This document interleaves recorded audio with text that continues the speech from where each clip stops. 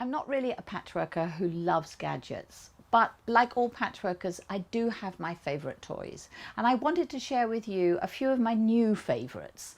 I'm very fortunate. I get the opportunity to be at my favorite quilt shop, Creative Quilting, every week. And Izzy shares with me her newfound gadgets. And as I said, I wanted to share these with you.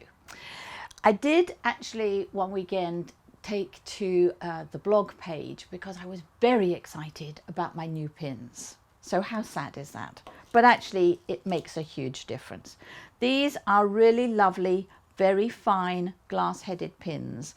They're fine, and so they don't distort the fabric when you actually do piecing, and your accurate piecing will get distorted less. They're made by Clover. They are the yellow and blue ones. There are some larger ones too, which are also very nice, but these are the blue and yellow ones. And what it allows you to do is it allows you to pin, as you know, I like fabrics to go in opposite directions, so it allows you to pin very accurately on the seam allowance there, so that when I come, and I can sew right up to it, so that when I sew, I get a very accurate bit of patchwork piecing.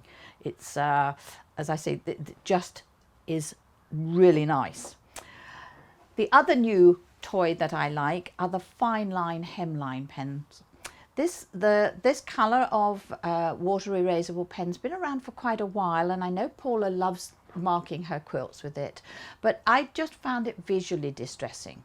But this new Fineline is lovely, and I'm sure Paula won't mind if I just draw on her work here. You can see how fine it is. Now, I use it not only to mark the front of my quilts, but I actually use it a lot to mark the straight edge of my quilt when I'm actually putting the binding on. And I find that it's really very fine. As I said, very fine. It is water erasable, so if it's on the front of your quilt, it's very easy to take off with a little cotton bud. This is also a piece of equipment that I've fallen in love with. It is a hemming web, if you like, but it's actually for joining bits of wadding together. Now, we've all got lots of bits of wadding, and you think, what am I going to do with that? Well, you can iron this, whether it's polyester or cotton or a blend or bamboo, whatever it is. If you pop your two bits of wadding together and carefully with an iron place this on top to join the two, and you just fuse it together, it doesn't mess up, it doesn't give you extra bulk, and it means you can use up all those bits. This is a sweet little new gadget. It is called an Unpick, but it comes with this little guy on the top. You can have a full-size version or the baby version, and this bit, you actually, when you've unpicked your seam, if you just roll this along, it picks up the spare threads. It's quite nifty. The full-size version, I know a lot of my students have liked, but I like these little dinky ones. I like the colours too. Best Press, my new best friend. This is a kind of lightweight starch. It's really lovely when you've got a piece of patchwork like this. You want to press it, but you don't want to add, again, bulk to it.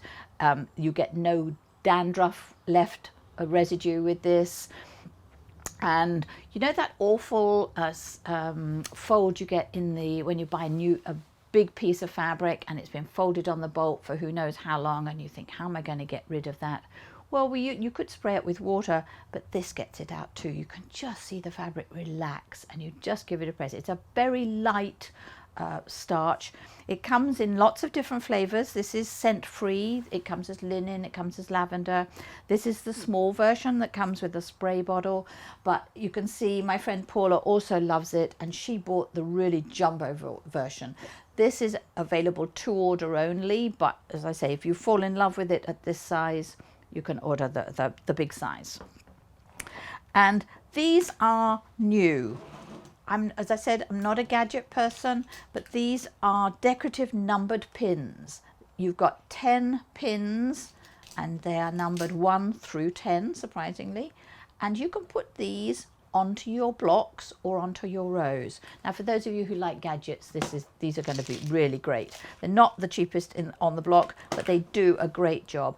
And I actually use this method all the time when I make quilts, to label the blocks and label the rows. It just reminds me which is the top left hand corner of each row. I put the pins in, so maybe this will go on my Santa Claus list. So all of these products should be available for you easily through your quilt shop, or through my lovely quilt shop, which is, as you know, Creative Quilting.